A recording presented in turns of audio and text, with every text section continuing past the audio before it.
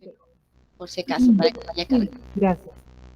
Bueno, nutrición y autismo, comidas que conectan es el tema, y quiero comentarles un poco de estadísticas. Se ha visto que el trastorno de espectro autista crece vertiginosamente desde ya hace unos 20 años, y acá en los países con mayor nivel de autismo que se encuentra Qatar, Arabia Saudita, Afganistán, Canadá, Japón, China, Colombia, Estados Unidos, ¿no? Y es alrededor del 1% de la población son los afectados. Y este es el nivel de crecimiento que ha tenido el autismo. Miren, desde 1970, 1 en 10.000, 1995, 1 en 1.000, y de ahí hasta ahora 1 en 44 aproximadamente en algunos países, ¿no? El crecimiento es bárbaro en el 2018. Bueno, quiero comentarles un poco de los antecedentes de esta visión de la alimentación en el autismo, y se inició porque un doctor llamado Dohan en los años 70 y 60 asociaba que sus pacientes con esquizofrenia, él era un psiquiatra, y niños con problemas del comportamiento mejoraban su actitud cuando se les quitaba de la alimentación el gluten, o sea, el trigo y los lácteos, todas las cosas que eran blancas, se tranquilizaban, tenían un comportamiento mucho mejor. Y en 1981, este otro investigador, Carl Richter, de Oslo, reportó unos péptidos en la orina anormales en estas personas, que eran unos péptidos opiáceos, opioides, que provenían del trigo y de la leche, es decir, que estas sustancias los alteraban, ¿no? Continuaron con esta línea de investigación otros autores, como Paul Chateau en Inglaterra, y así, y felizmente que que ya esto se está ampliando, y hoy en día tenemos una gran variedad de estudios, ¿no? Una gran variedad de estudios, muchísimo en esos últimos años. Perdón un segundo, que voy a reenviar esta presentación a Carolina, un segundo. ¿Podrías tal vez dejar de compartir? No se ve, ¿no? No se estaba viendo. Se ve un poquito pequeño. Ya. Sí, te lo voy a enviar. Podría dejar de compartir. Ajá, y yo lo presento, yo le apoyo con eso. Te lo voy a pasar. Sí. Podría dejar de, tal vez, de compartir pantalla para que...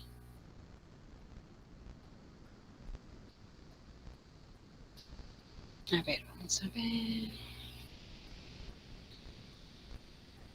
Ya. Por favor, un minutito mientras me comparte para poder verlo.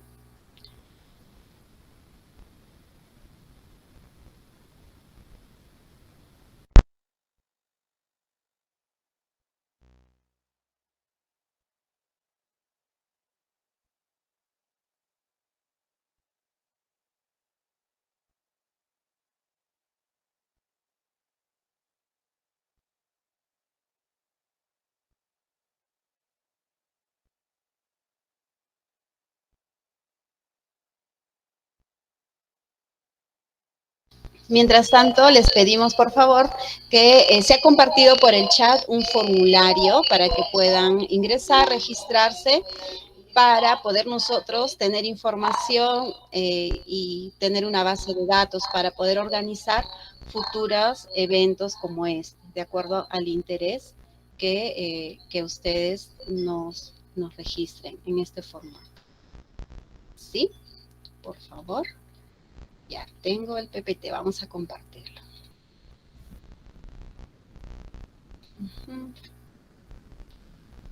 Muy bien, entonces yo desconecto mi cámara y mi micrófono, ya se puede ver, ¿sí? Giselle Geraldine, está su cámara apagada, su audio sí está prendido. Voy a compartirlo.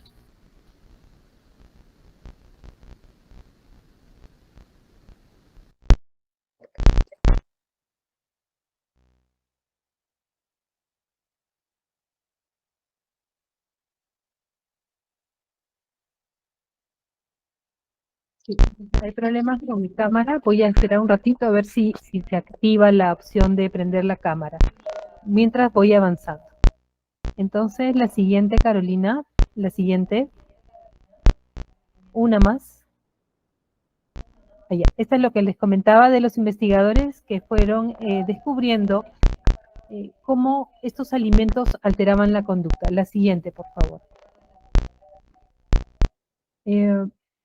Aquí les muestro un último estudio del rating de las terapias nutricionales versus las terapias relacionadas con los medicamentos, que tienen una mucho mayor efectividad y mucho menos y casi nada de efectos adversos en los tratamientos de pacientes con autismo.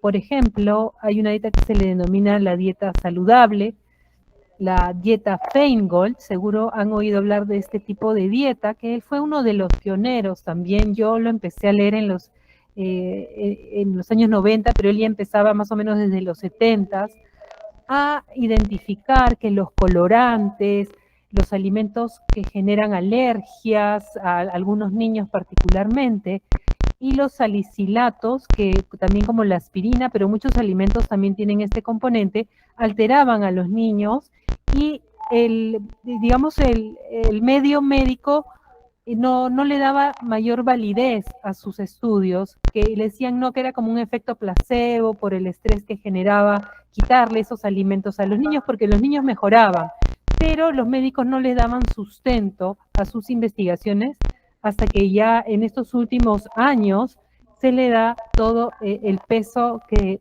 tiene la efectividad de su dieta. Y fíjense que de 0 a 4 tiene un nivel de mejora en muchos aspectos relacionados con la conducta, con esta dieta de eliminación principalmente de azúcar y de químicos en la alimentación, llámese tartrazina, color rojo, colorantes en general, benzoatos, etcétera.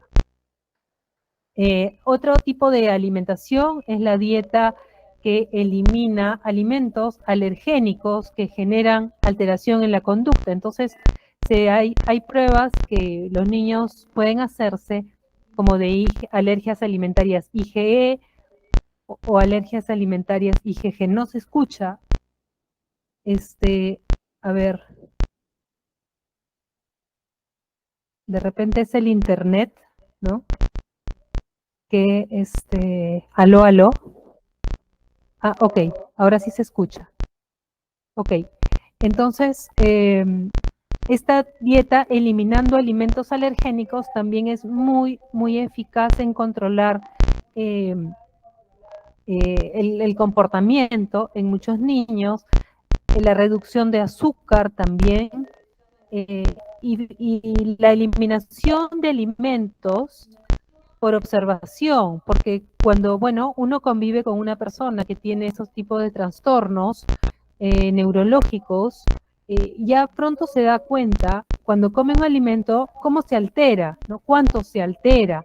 Pero para eso hay que ser bien observadores y creer también que los alimentos tienen un efecto, porque lo tienen, pero desgraciadamente hay esta tendencia de los médicos a minimizar, ¿no?, el efecto nutricional en el tratamiento de los trastornos neurológicos. La dieta libre de gluten y libre de caseína, como lo vamos a ver ahora, y así, una variedad de dietas que por ahí todas tienen algunas cosas en común, ¿no?, que es eliminar el azúcar, muchas eliminan todas las harinas o casi todas, porque también hay la dieta cetogénica, que hace muchísimo bien a muchísimos niños, sobre todo cuando la epilepsia o ese tipo de trastornos epilépticos en distinto grado están, digamos, forman parte de este problema neurológico que tienen. La siguiente, por favor. Y acá las mejoras más importantes que tienen con esta dieta, por ejemplo, mejora mucho la atención, ¿no?, la cognición, la irritabilidad, le dan menos pataletas, menos rabietas, mejora su salud en general, menos resfrío, menos asma, menos problemas de salud, menos hiperactividad, los niños ya están tranquilos, porque hay cierto tipo de trastorno autista que viene acompañado de hiperactividad. Luego tenemos que tienen mucho menos agresión en los niños o las niñas autistas que digamos tienen agresión, ansiedad, estreñimiento. Van a ver que el sistema digestivo es parte importante de este trastorno. El análisis del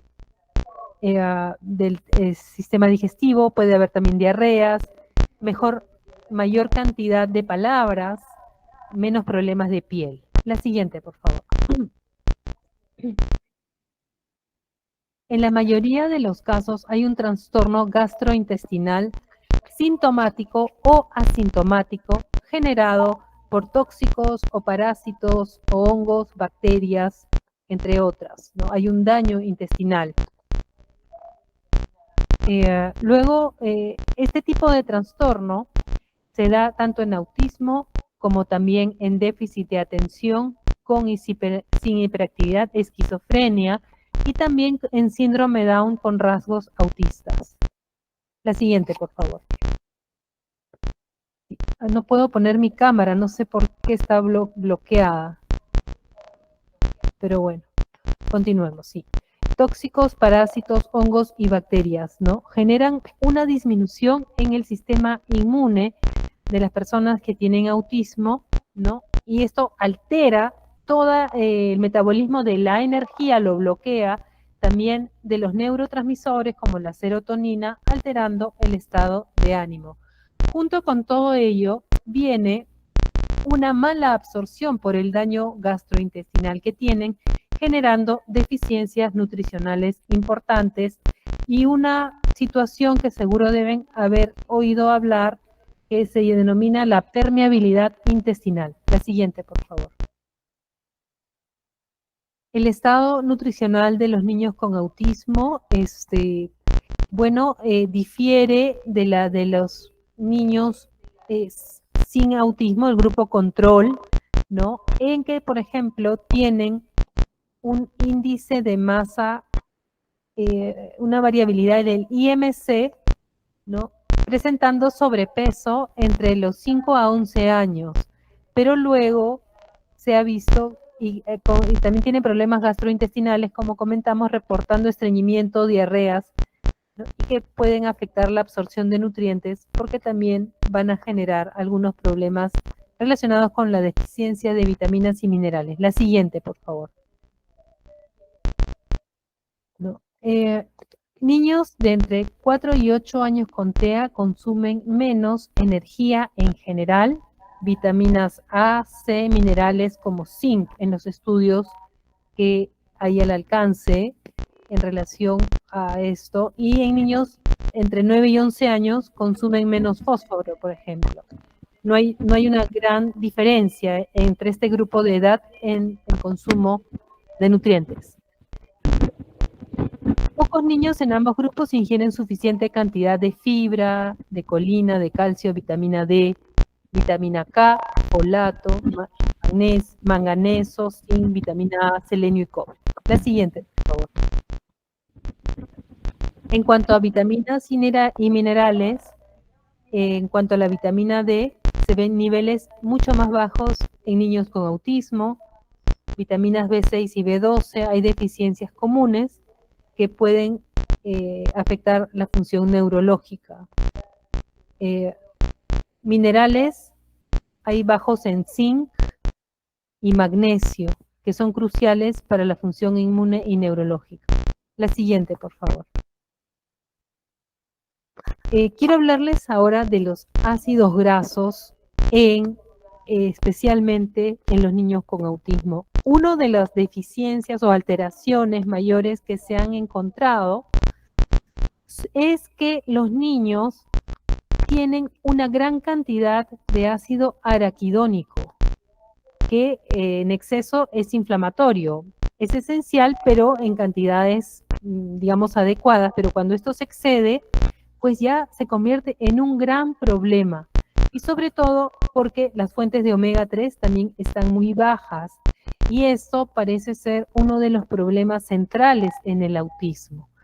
Entonces, acá, como dice así, que en cuanto a los ácidos grasos omega 3, los estudios han demostrado que los niños con autismo tienen niveles más bajos de ácido graso omega 3 en comparación con el grupo control, y una relación totalmente desbalanceada entre omega 6 y omega 3, ¿no? Acá he puesto, se ve un poco pequeño creo, las fuentes, ¿no?, de DHA y EPA, que las mejores son las de los peces, seguido por las fuentes de omega 3 de origen animal, vegetal, como las del lino lénico. Y aquí se encuentran, pues, justo lo que hablaron hace un momento en la exposición anterior, la semilla de chía, las semillas de lino, de sacha inchi, las nueces, ¿no?, el cártamo, el aceite de soya, contienen omega 3. Pero el cerebro utiliza predominantemente el DHA y el omega 3 mínimamente se convierte en DHA, menos del 5%, y aparentemente más en mujeres que en hombres, ¿no? Hay una diferencia también acá en cuanto al sexo de los niños. Hay una diferencia en la generación de esta conversión, ¿no? Y bueno, acá efectos cognitivos y conductuales, las deficiencias de omega 3 están asociadas a síntomas más severos de autismo. La siguiente, por favor.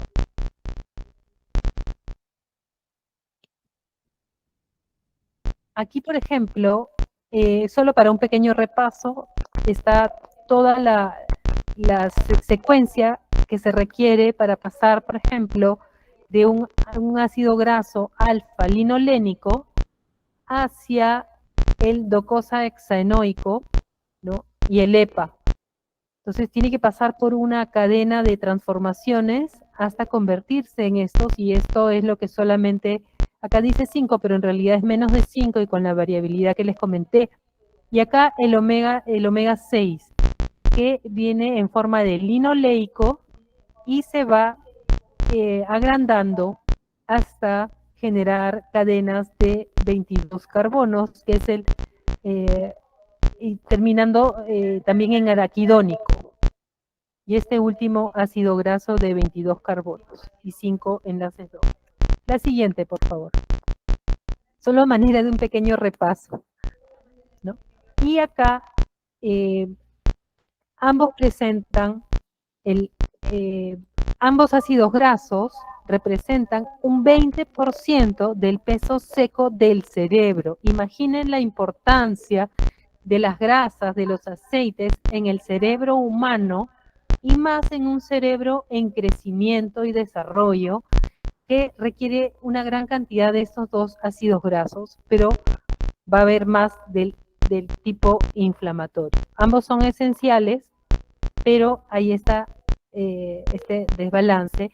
Y fíjense qué interesante también, la retina necesita también un 30% de ácidos grasos de tipo omega 3, muchísimo omega 3. La siguiente, por favor.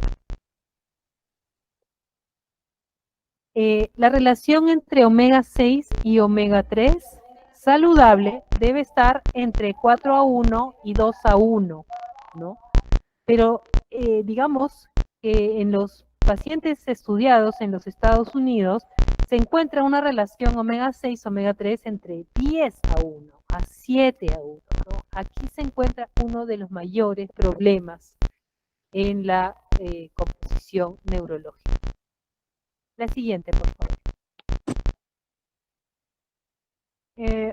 Yo les expuse esto solamente para ver en alimentos lo que significa, por ejemplo, una relación omega 6, omega 3, 3:1, incorporando el omega 3 que se necesita, ¿ya?, para generar esta conversión.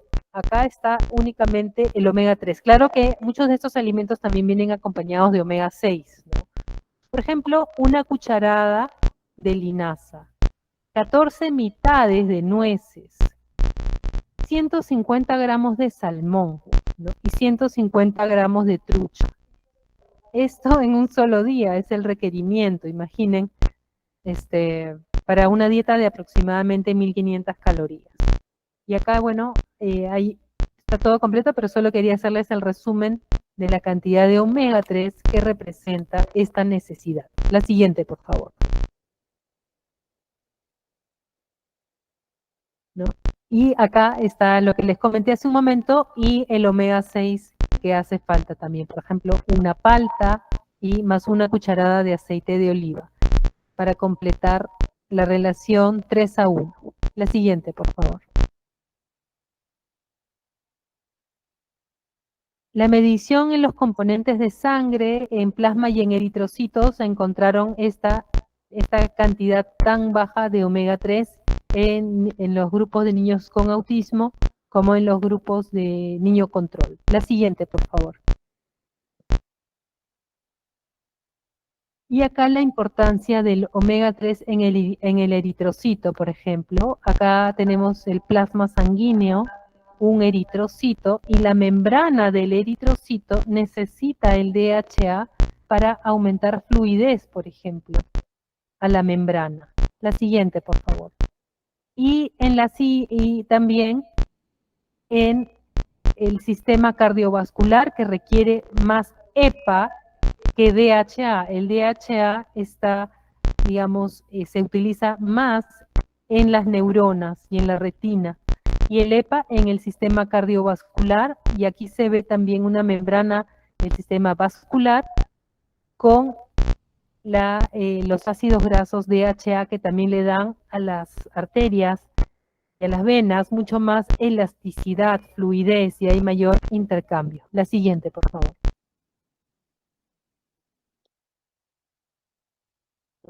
Esta es una neurona con suficiente omega 3 de un niño y una neurona deficiente en omega 3. Entonces veamos qué tal diferencia de conexiones, de longitud, de cantidad de sistemas neuronales que hacen una fluidez mayor, un estado mental mejor, ¿no? La siguiente, por favor.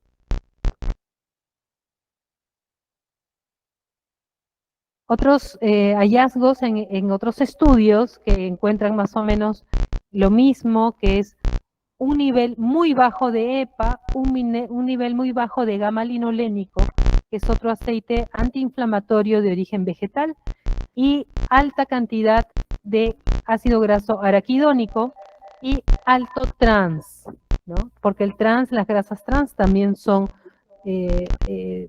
altamente nocivas, ¿no? Y se encuentran en las frituras, supuestamente en el Perú ya no debería haber, pero no se sabe, pues no hay controles suficientes, pero estas grasas trans son muy nocivas para la función cerebral y el sistema neurológico. La siguiente, por favor.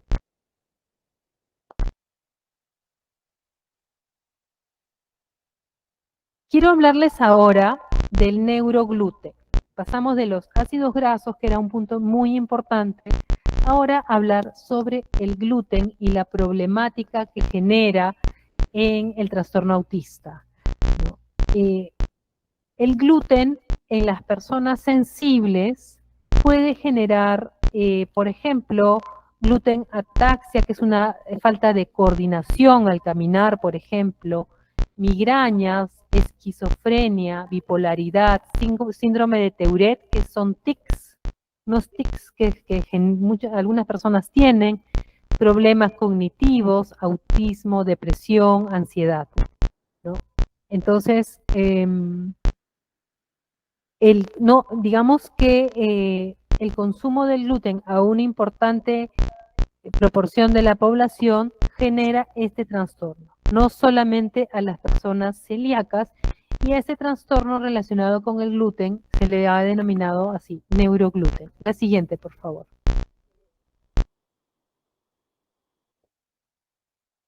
Vemos, por ejemplo, que los desórdenes relacionados con el gluten pueden ser autoinmunes relacionados con la celiaquía, alérgicos, ¿no? Relacionados con alergias de tipo IgE, por ejemplo, o no alérgico y no inmune, Entonces a esto se le denomina la sensibilidad al gluten no celíaca, ¿no? No es ni una cosa ni otra, pero cuando la persona come gluten se siente muy mal, ¿no? Tiene todos estos problemas, pero en los papeles, en los exámenes no sale nada. Y entonces así han generado hoy en día estas tres condiciones, ¿no? De celiaquía, alergia y sensibilidad. La siguiente, por favor. Quiero hablarles un poquito de la celiaquía, que es una condición, un trastorno en el que cuando uno consume gluten y tiene la condición genética y también una infección, un previo daño intestinal, normalmente desencadena en un problema autoinmune en que tu propio organismo destruye tu vellosidad intestinal, tu intestino. Entonces, de una vellosidad formada va a pasar, ¿no?, a una vellosidad intestinal aplanada. Entonces, esta persona en estos espacios dañados no va a absorber ni tampoco digerir adecuadamente los alimentos. La siguiente, por favor.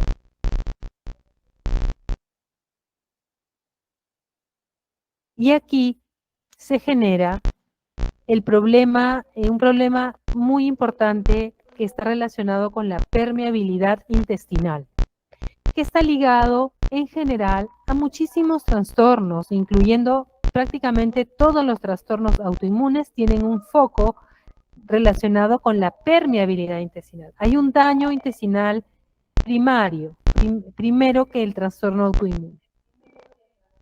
Y se genera cuando acá vemos este cuadradito que marca la vellosidad intestinal y luego la vellosidad de una forma vertical, y esta unión entre célula y célula se rompe y por aquí empiezan a pasar al organismo sustancias que no deberían pasar, que deberían digerirse, eliminarse, etcétera, pero pasan al organismo y es donde se genera el trastorno autoinmunitario. Esta es la famosa permeabilidad intestinal, que puede generar inflamación de todas maneras, porque se inicia con una inflamación, trastornos de autoinmunidad y cáncer, algunos tipos de cáncer. La siguiente, por favor. Quiero hablarles ahora acerca de la microbiota, ¿no? La microbiota son una gama muy amplia de bacterias, también hongos, parásitos, hasta virus, que conviven en el sistema digestivo, en la piel también, en todo nuestro organismo en diferentes cantidades y tienen funciones importantes. No están ahí, digamos, por gusto, sino hoy día se le considera ya a todo el sistema de la microbiota digestiva, por ejemplo, casi un órgano endocrino más, ¿no? Genera vitaminas, genera neurotransmisores, genera una gama amplísima de sustancias que nos ayudan a mantener a nuestro organismo saludable si es que hay una buena cantidad y calidad de bacterias, o enfermo si tenemos, digamos, bacterias, hongos, parásitos, patógenos. La siguiente, por favor. Vemos siempre que en el colon es el lugar donde hay una mayor cantidad de bacterias que en el intestino delgado y que en el estómago, por ejemplo. Y acá vemos cómo la diversidad genera salud, ¿no? Desde, digamos, se ha visto, por ejemplo, en los trastornos mentales, incluyendo ansiedad, autismo, también en la adultez, Parkinson, Alzheimer, una disminución grande en cuanto a diversidad y en cuanto a cantidad. Y es donde hoy en día se están analizando ya las enfermedades, no solo por los efectos por fuera, sino también el tipo de bacteria patógena que puede estar generando este trastorno neurológico, ¿no? La diversidad y la cantidad de una persona sana es lo ideal para estar sanos. Baja la variedad, baja la cantidad o se incluyen patógenas y empiezan distintos tipos de trastornos. La siguiente, por favor. ¿No? Aquí, por ejemplo, hay una comparación entre un paciente con autismo y un grupo control, niños sin autismo, ¿no? Sin trastornos. Y vemos que hay una deficiencia, una diferencia muy grande, por ejemplo, en lactobacilos. El grupo control tiene muchísimos y este grupo de niños con autismo los tiene sumamente bajos, ¿no? Y los lactobacilos nos protegen contra una gama amplísima de trastornos.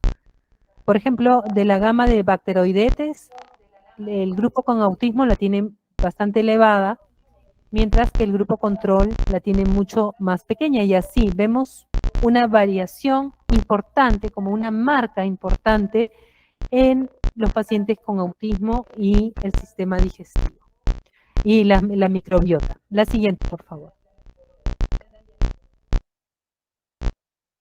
Dentro de las bacterias más nocivas que se ha visto que puede afectar el comportamiento, se encuentra el Clostridium tetani, que se ha visto hasta como un indicador para el diagnóstico del autismo, este tipo de Clostridium, ¿no? Me parece muy interesante porque hoy en día, con las pruebas que hay de microbiota, se puede ya identificar este tipo de bacterias, si están en mayor cantidad, qué tipo de bacterias tiene, si tiene esta, o si tiene en sí de la gama de Clostridium y de otras, ¿no? Pero específicamente la Clostridium tetani se ha identificado y se utiliza para el diagnóstico del autismo. La siguiente, por favor.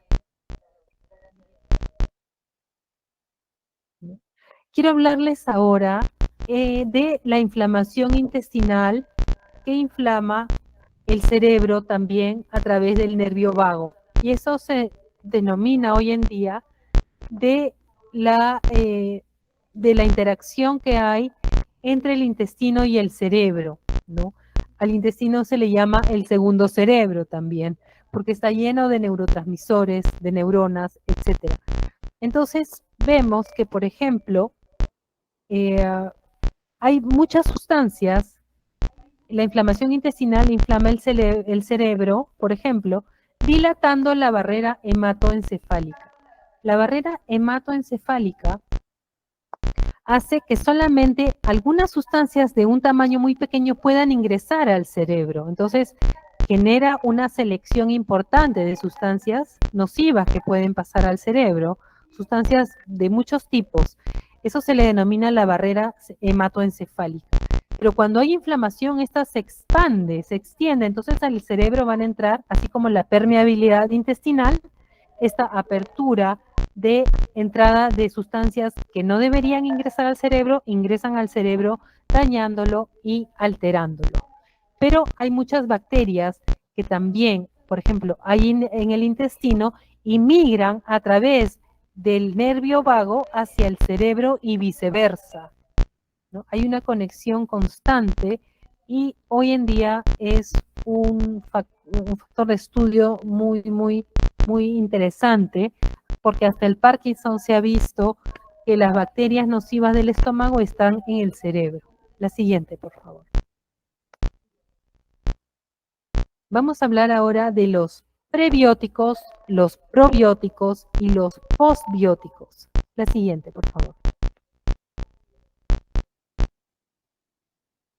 ¿Qué es un probiótico? Bueno, un probiótico es un microorganismo que puede ser una bacteria, ¿no?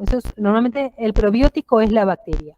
Y la microbiota contiene no solo bacterias, sino parásitos, virus, como les hablé hace un momento, y hongos, ¿no? Entonces, un probiótico puede ser una bacteria como también puede ser un hongo.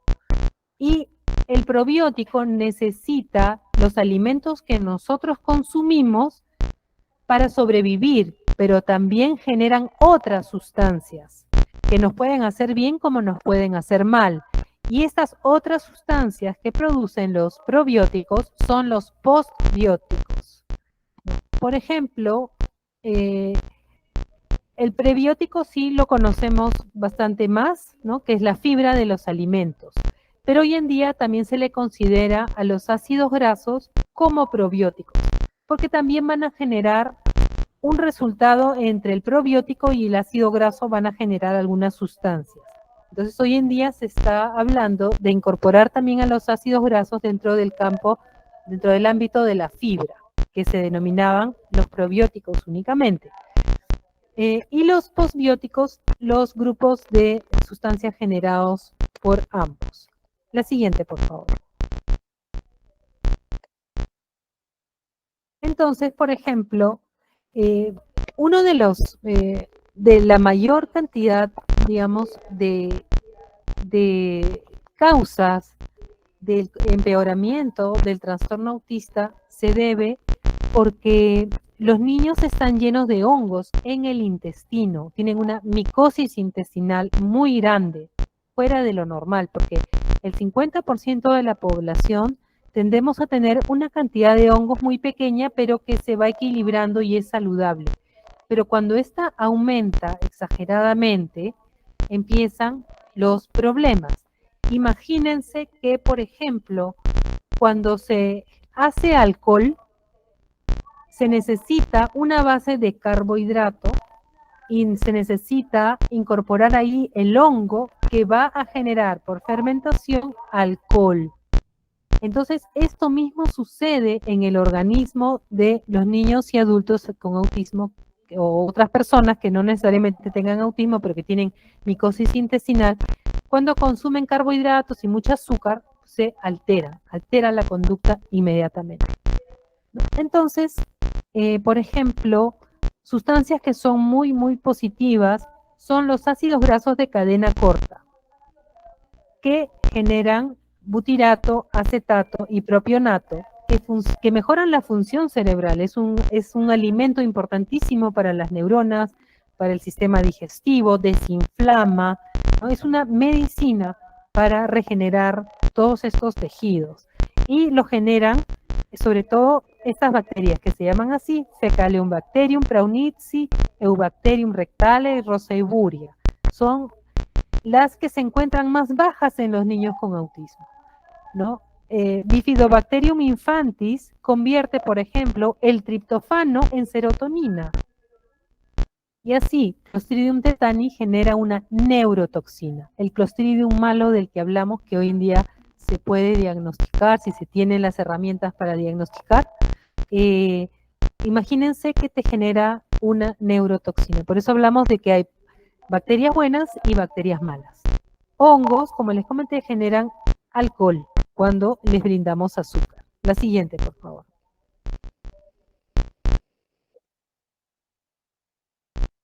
No, la siguiente.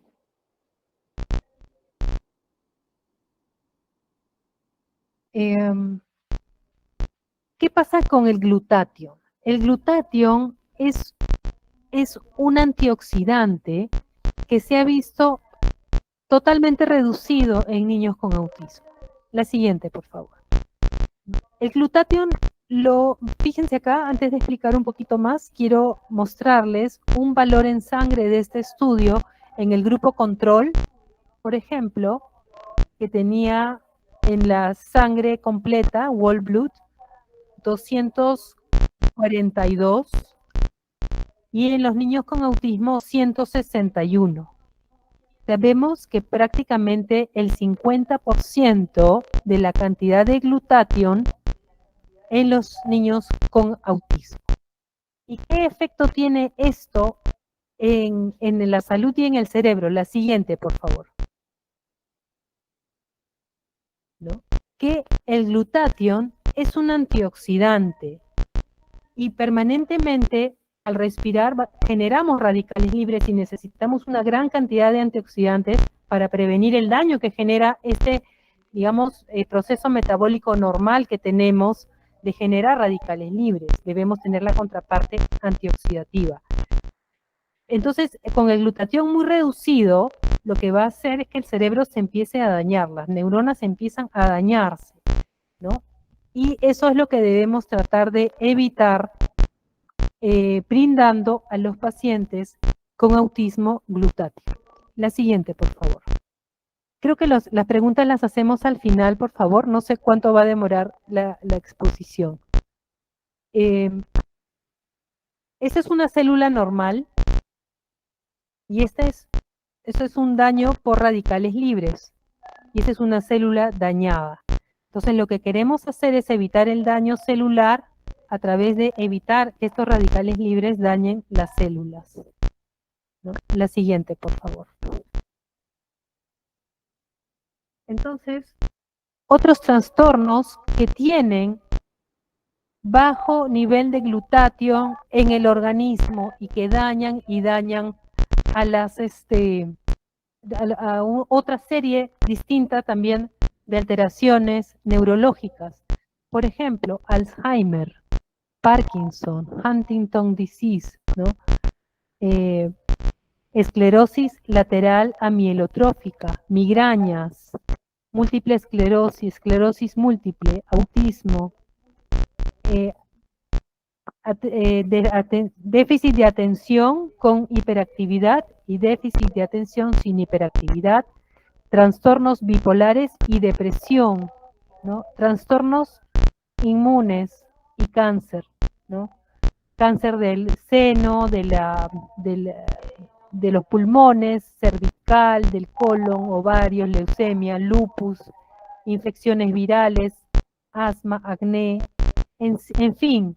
Es muy interesante darle una buena mirada al glutatión y a los pacientes que tenemos en el consultorio o en los hospitales, porque puede haber un impacto muy grande relacionado con la antioxidación, ¿no? Fíjense, hasta tiroides y páncreas, ¿no? Pancreatitis, hipertiroidismo, hipotiroidismo, diabetes, aterosclerosis, claro, porque si se dañan las paredes vasculares, pues empieza todo un daño muy grande vascular. Y así. Igual les voy a dejar esos diapositivas para que lo tengan. La siguiente, por favor. ¿Cómo aumentar el glutatión? Bueno, hay dos maneras, y una es tomando el glutatión, ¿no? Y ir viendo qué cantidad necesitamos por kilo de peso, etcétera. Hoy en día se puede encontrar, sobre todo en Amazon, opciones importantes de glutatión, pero también podemos darle algunos nutrientes al organismo para que el mismo organismo genere su propio glutatión. Se puede trabajar de las dos maneras. El selenio es un cofactor del glutatión, se necesita muchísimo. La cisteína, la glutamina, estos aminoácidos, vitamina C y E, y el ácido alfa lipoico, ¿no? Necesitamos brindar al organismo con estos nutrientes. Y hoy en día muchos suplementos nutricionales específicamente elaborados para niños con autismo tienen estos nutrientes en cantidades importantes justamente para reactivar la formación de glutatión. Ojo que cada trastorno con autismo también puede tener un factor de inicio distinto, ¿no? Unos pueden tener algunos procesos metabólicos genéticamente alterados que generan el autismo, otros quizá no, y quizás sí tienen únicamente celiaquía, por ejemplo, que han dañado de tal manera su intestino que han empezado a generar este trastorno autoinmune y esta inflamación cerebral. Entonces, ojo que no todos los casos son iguales, pero se debe tomar en consideración este aspecto del glutatión porque una gran cantidad de niños lo tienen bajo. La siguiente, por favor. Otros problemas de metilación y sulfuración que pueden inflamar el organismo. Por ejemplo, que no se puede metilar adecuadamente la vitamina B12. Entonces la vitamina B12 no cumple su función, así como tampoco el ácido fólico. Y hay que tomar ácido folínico. O sea, debemos brindar estas vitaminas ya preprocesadas, digamos, para que puedan ingresar, hacer su función energética en las neuronas, etcétera, porque si no generan una gran cantidad de homocisteína que genera inflamación. Y niveles elevados de homocisteína están relacionados con el autismo, ¿no? Por eso también siempre se brinda vitamina B12, vitamina B6 también en buenas cantidades, en forma también de piridoxal 5-fosfato, en vez de vitamina B6, ya está previamente procesada para continuar su proceso metabólico y modificar la cisteína en glutatión, por ejemplo. Y así cerrar el ciclo y no bloquearlo, no bloquear este proceso metabólico normal de la necesidad importante de B6, B12 y ácido fólico para el cerebro. La siguiente, por favor.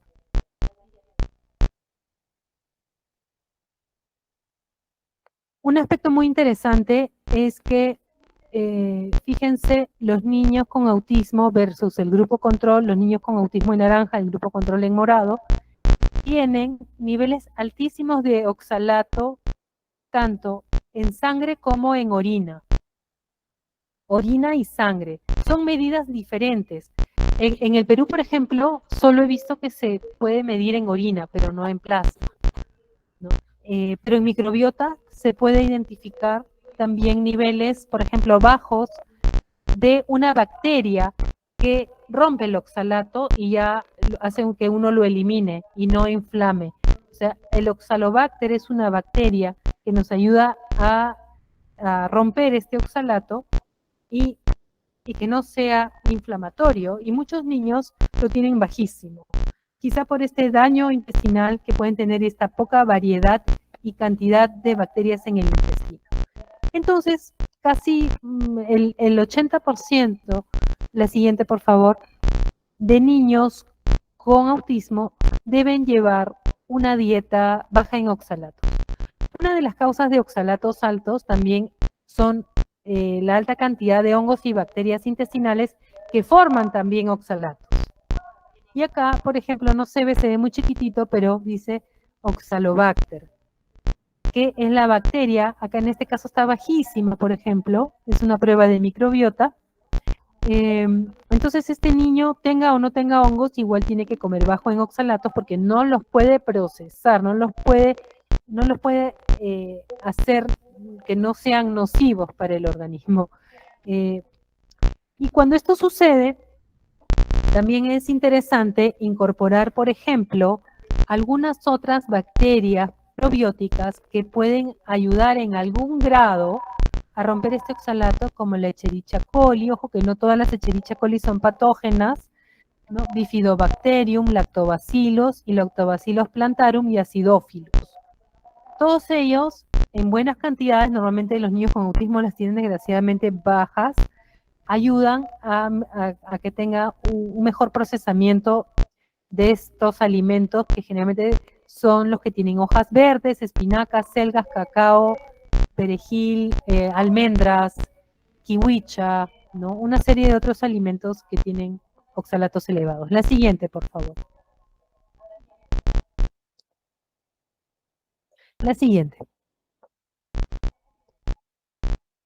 Aquí está la lista de alimentos con oxalatos. Ya luego la pueden analizar con más calma, pero sobre todo las primeras. Una estrategia también para reducir estos niveles de oxalatos a la hora de comer es, por ejemplo, a la hora del almuerzo consumir magnesio o calcio, porque son como quelantes que van a pegarse al oxalato y van a evitar que generen el daño, su absorción. La siguiente, por favor. La mitocondria. Quiero hablarles rápidamente de la disfunción mitocondrial. Creo que nos queda poquito tiempo, ¿no, Carolina?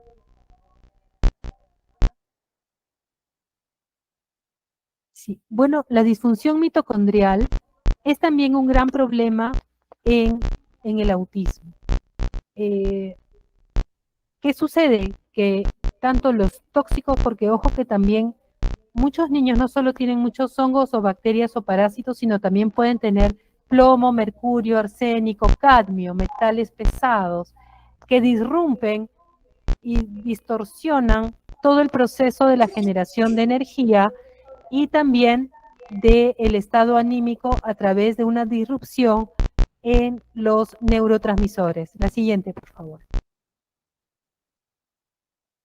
Ya, gracias. Por ejemplo, esta es una prueba que se llama prueba de ácidos orgánicos. Es una prueba de orina y a través de la orina se van a encontrar todos los metabolitos que se han eliminado de todos los procesos metabólicos y de ahí se identifica cómo funciona el ciclo de Krebs. Es interesantísimo porque, por ejemplo, acá este es el ciclo de Krebs y nos dice que el ácido cítrico está muy elevado. ¿Y eso por qué? Porque acá hay una disrupción debido posiblemente a que hay un metal pesado como el arsénico, ¿no? O acá no leo bien, los metales o plomo, por ejemplo, ¿no? Y digamos que esto también tiene un arreglo que poco a poco se puede hacer a través de nutrientes, tratando de identificar cuáles son los medios por los que la persona se ha contaminado, ¿no? Y fíjense que el glutatión también tiene la tarea de quelar, o sea, el glutatión también ayuda no solo a evitar los radicales libres, sino a desintoxicar el organismo de metales pesados. Y si tenemos el glutatión bajísimo, pues nuestro organismo no va a poder lidiar con los metales que se consumen día a día. Porque en cualquier parte que estén, sobre todo quizá acá, si uno va a una zona donde hay muchos autos, pues de todas maneras se va a contaminar con los humos de los autos. La gente que fuma alrededor también nos contamina. Y sin ir más allá, sin tener que ir a un lugar contaminado, el arroz que consumimos tiene mucho arsénico y mucho cadmio. Lo ideal es hacerle un tratamiento de remojo con agua para quitarle una cantidad sustancial de arsénico y de cadmio, por ejemplo, ¿no? Y así nos indica en todo el ciclo de Krebs cuáles son las rupturas que han habido en cuanto al tipo de sustancia que ha podido dañar esto. Entonces, hay un estado anímico, hay una persona que pues le falta energía, puede tener distintas disrupciones y también el ácido oxálico se hace presente en el ciclo de Krebs porque sí altera el estado de la mitocondria del ciclo de Krebs. El exceso del ácido oxálico, ¿no? Que se le denomina en estas pruebas una acidosis metabólica. Y así, entonces también nos indica cómo nuestro organismo está metabolizando las grasas, los carbohidratos y las proteínas. Y cómo ayudarlo, porque por ahí falta ácido lipoico, por ahí falta vitamina B2, B3, fierro, ¿no? Nos dice también qué cosa le hace falta a este proceso para ponerlo en su lugar hasta que la persona ya haya lidiado con todos estos problemas que la quejan. La siguiente, por favor. Todo esto se puede determinar con pruebas son ayudas importantes, ¿no? La prueba de microbiota, prueba de alergias alimentarias, que muchas veces uno consume alimentos que naturalmente como nutricionistas sabemos que son saludables, llámese leche, huevo, soya, hasta, no sé, el pollo, la lechuga, ¿no? La manzana, el plátano, pueden generar inflamación en muchas personas. Y uno no se da cuenta inmediatamente y tiene que identificarlos porque es parte del problema. Y la prueba de ácidos orgánicos que les mostré un pedacito hace un momentito, digamos que estas pruebas son costosas y se hacen en el extranjero. En el Perú podemos empezar con un coprocultivo, un parasitológico, en un buen laboratorio. En Lima, el mejor laboratorio es el laboratorio Carrillo, ¿no? En muchos otros laboratorios no aparecen las bacterias que sí aparecen en Carrillo, porque hay personas que se las han hecho en laboratorios conocidos y en Carrillo, y en esos laboratorios no aparecía nada en los cultivos, y en Carrillo salían un montón de bacterias en personas que se sentían pues muy mal, que tenían muchos síntomas gastrointestinales. Y así, con esto se puede empezar. Pero digamos que eso es secundario lo más importante es empezar con la alimentación. La siguiente, por favor. Bueno, esta es una muestra de la prueba de microbiota, que es muy, muy completa. La siguiente, por favor. Acá están los parásitos, ¿no? Acá está el Oxalobacter que les conté, acá se ve un poquito más grande, súper reducido, ¿no? Acá bifidobacterias reducidas, otro tipo de bifidobacterium lomgon también reducido, ¿no? Muy alterado el microbioma. La siguiente, por favor.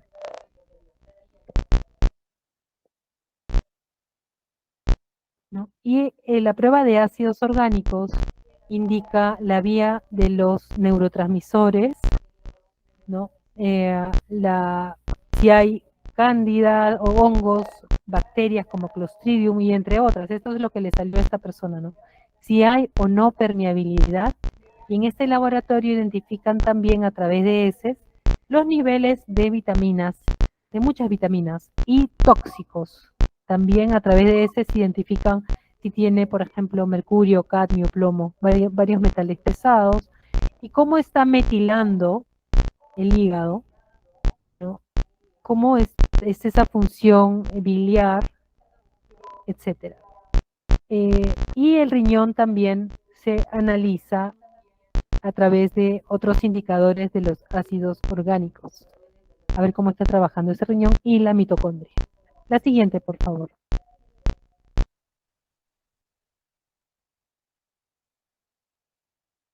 Acá está el metabolismo de los neurotransmisores, el triptofano, la quineurina, ¿no? La norepinefrina y todos los indicadores relacionados con la serotonina y la dopamina. La siguiente, por favor. Y también te indica qué vitaminas faltan, qué antioxidantes, etc. La siguiente. Bueno, esto también me parece que es importante. Las inflamaciones predominantes en niños con autismo indican esofagitis, gastritis, duodenitis, colitis, mala absorción. Muchos niños tienen muchos gases, distensión abdominal, reflujo, ¿no? Entonces hay todo un importante trastorno que se inicia en el intestino. La siguiente, por favor. Causa de los daños, como ya lo comenté hace un momento. La siguiente, por favor. Acá tóxicos elevados en niños con autismo, aluminio, arsénico, cadmio, plomo. La siguiente, por favor.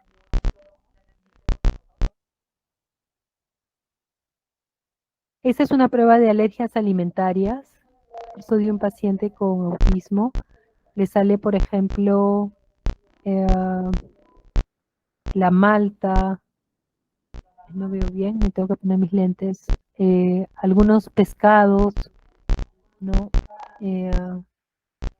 Sí, algunos peces, etcétera. Entonces hay que hacer mucho caso a los alimentos que salen en estas pruebas para evitarlos y evitar así el daño intestinal. La siguiente, por favor. Acá hay más, por ejemplo, en esta persona, los lácteos son su mayor alergénico. Leche de vaca, queso, caseína, lactoalbúmina, yogurt, nueces, también algunas un poquito altas, chía, por ejemplo. Sí, yo siempre digo los alimentos que salen de moda, chía, linaza, sacha inchi, y como todos los alimentos en general,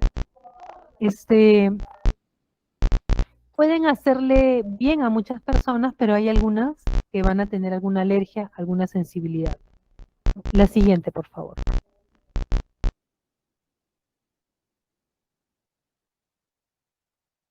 Las lectinas, también, digamos que si el niño o la niña o la persona con autismo persiste con los síntomas luego de haber eliminado gluten, lácteos y algunos alimentos que se sospecha que pueden generar alteración, hay que también mirar las lectinas, que son unas sustancias que protegen a los vegetales contra los predadores como los pájaros, los insectos, pero también pueden inflamarnos a nosotros. Y todos estos alimentos que ustedes ven en esa mesa tienen lectina, los tomates, el maní, la kiwicha, el arroz, la leche, ¿no? Entonces son muchos, pero bueno, hay que ir mirando cuando ya, digamos, hemos ido poco a poco haciendo alguna restricción de alimentos inflamatorios, mirando con estos otros alimentos que contienen lectinas o también se le conoce como solanáceas. La siguiente, por favor.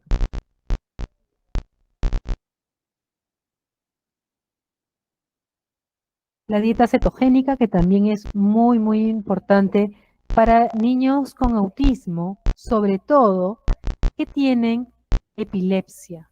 Por ejemplo, había el caso de un niño que no tenía epilepsia de día, no se le, digamos de día no se le veía ningún cuadro epiléptico, pero le sucedía cuando dormía, ¿no? Pudieron notar esto y la dieta cetogénica le hizo excelente, porque es altamente efectiva para la epilepsia refractaria, ¿no? Entonces, fíjense, aproximadamente 30% de personas con TEA desarrollan convulsiones y alrededor del 80% son subclínicas, a veces casi ni se notan, ¿no? Pero sí dañan, alteran, ¿no? Neuronalmente a los pacientes. La siguiente, por favor. ¿No? La dieta cetogénica redujo ataques y mejoró su desarrollo en comportamiento, especialmente atención y funcionamiento social. La siguiente, por favor. ¿No? Y bueno, hay muchos estudios sobre esto. La siguiente, por favor. ¿No? Entonces, dentro de los objetivos más importantes del tratamiento nutricional son reducir la inflamación, mejorar la digestión, se puede proveer también de enzimas digestivas, asegurar la ingesta adecuada de nutrientes, con suplementos si es necesario, eliminación de gluten y caseína y alimentos alergénicos IgE y IgG, pues y opcionalmente, si se puede, prueba de microbiota, ácidos orgánicos, para regenerar la microbiota o flora intestinal. La siguiente, por favor. La siguiente, por favor. ¿Sí? Y bueno, un poquito más sobre el gluten, igual les voy a dejar esto para que lo tengan a la mano, porque hay muchos, por ejemplo, en la etiqueta de los alimentos hay que observar que no tengan estos ingredientes: cereales de avena, cebada, centeno, trigo, pan, fideos, galletas, almidón de trigo, cereales, etcétera, ¿no? Porque estas sustancias pueden contener gluten. Si ya estamos inmersos en ese tratamiento, no es bueno romper la dieta, no es bueno contaminarla, porque retrocedemos y eso se ve inmediatamente en el comportamiento de los niños. La siguiente, por favor. ¿No? Bueno, los lácteos que están en yogur, queso, leche y todas las preparaciones que los contengan. La siguiente, por favor.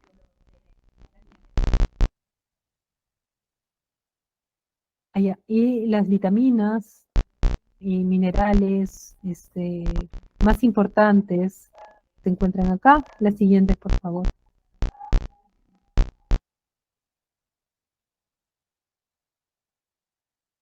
Otros aditivos y alimentos no recomendados, bueno, obviamente colorantes, saborizantes, químicos no plátano, no manzana, se salen mucho en las pruebas de las alergias, ¿no? Azúcares simples y los alimentos que le salgan en las pruebas de las alergias. La siguiente, por favor.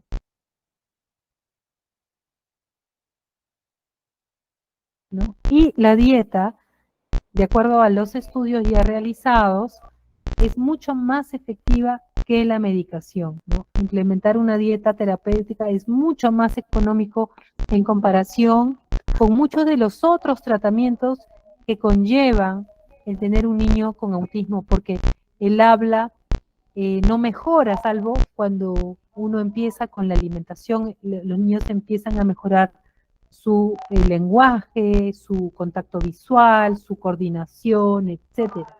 Entonces, es bueno centrarse principalmente. Yo no digo que desestimar lo demás, pero es que la gran ayuda se va a obtener a través de este cambio en la inflamación del cuerpo, ¿no?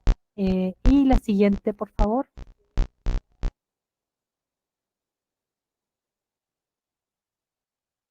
Sí. Bueno, muchas gracias. Eso sería todo.